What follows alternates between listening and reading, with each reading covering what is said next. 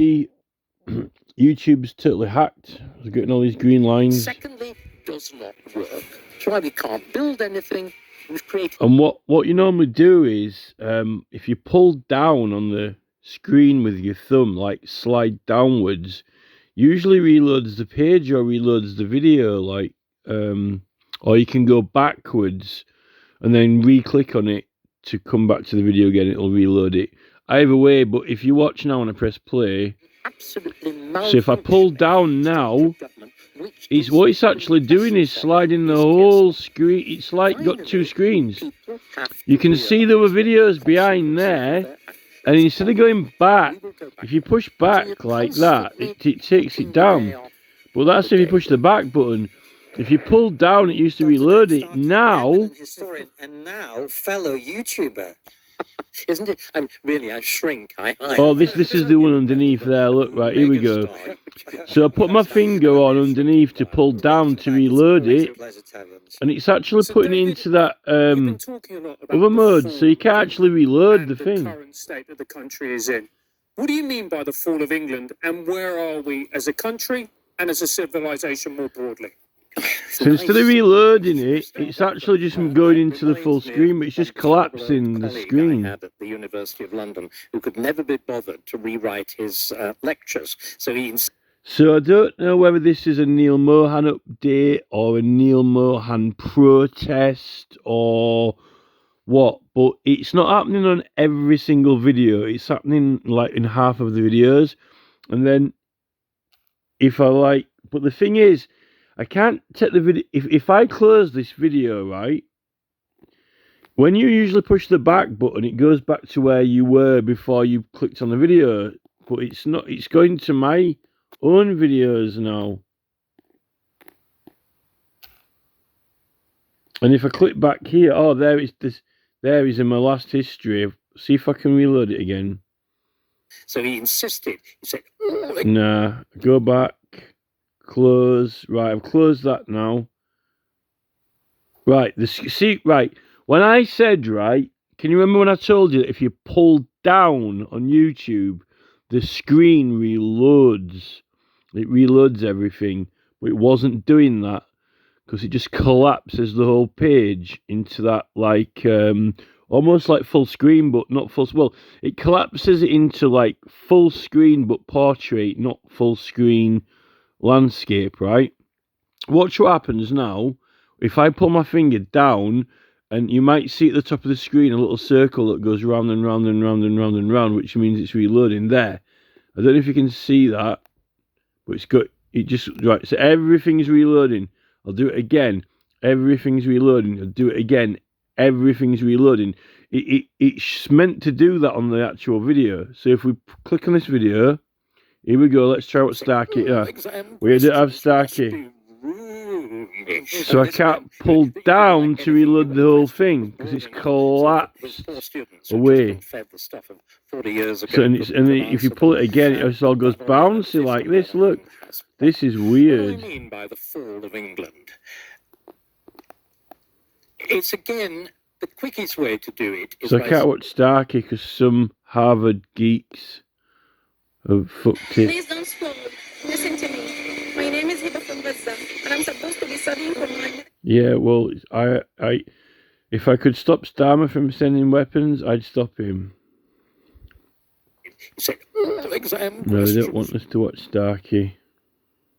He said, all exam questions must be... But what happens is, if you use this search thing here, right, you can actually see what it looks like. So you can actually see the video, right? So I move that left and right. You can actually see what the video looks like, but when you let go, you can't. So we know what Starkey's sat on this chair here with this background, and so I will listen to him, what he's saying. Dr. David Starkey, eminent historian and now fellow YouTuber. Isn't it? I shrink. Certainly in the presence of a megastar. Yes, I'm a mere shrinking violet. Welcome back. It's always a pleasure to have you on the show. So, David, you've been talking a lot about the fall of England and the current state that the country is in. What do you mean by the fall of England, and where are we as a country and as a civilization more broadly? Nice, simple question to start off with. It reminds me of one terrible old colleague I had at the University of London who could never be bothered to rewrite his lectures. So he insisted, he said, all exam questions must be roomy. And this meant, that you could write anything, a question that was broad enough so that his poor students who'd just been fed the stuff of 40 years ago could answer them. But this on the other hand has point. What do I mean by the fall of England? It's again, the quickest way to do it is by saying, let's look at the relationship between the idea of England and the idea of Britain. This is the central question. Remember, everybody chatters about British values and so on. There is no such thing. Britain is not and never has been a nation state with independent values. Britishness was for export. At home, you were Scottish, Welsh, Irish, English.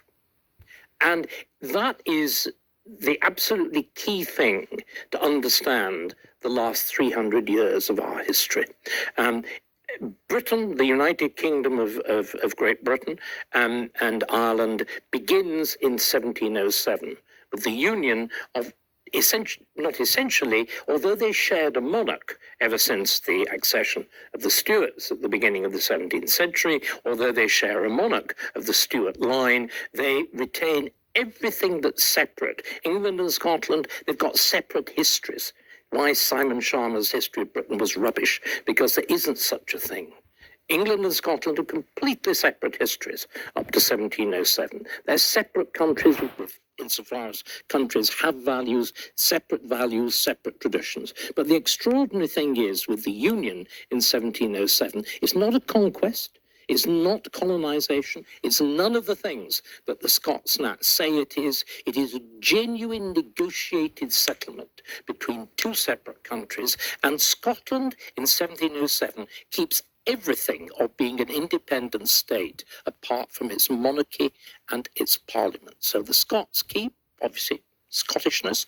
They keep a particular version of the English language and several versions of the English language. They keep their own church. The monarch still changes religion as they go across the border.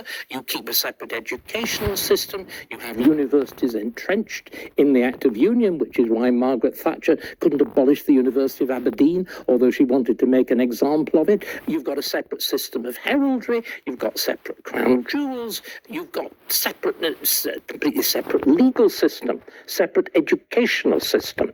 And that meant, of course, that after Union, what all Scotland did was to join in the English Parliament. You send more Scottish MPs to Westminster than Scotland was actually entitled to. You create a uniform army, a uniform navy, and the army in particular, where the Scots have a wholly disproportionate part, and the Scots get access to the British Empire. But there is no overarching single identity.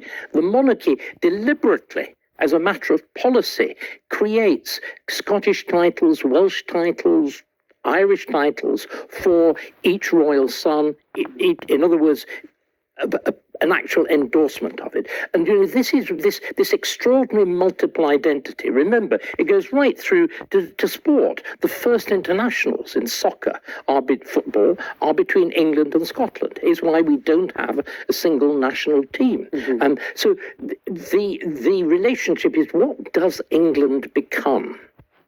Scotland, increasingly Wales, Ireland, were cultural nationalism. So you've got a national poet in the case of Scotland. You've got Robert Burns. You've got national dress, the kilt, or the funny things that the Welsh wear. The Welsh and the immense importance of this useless language, Welsh.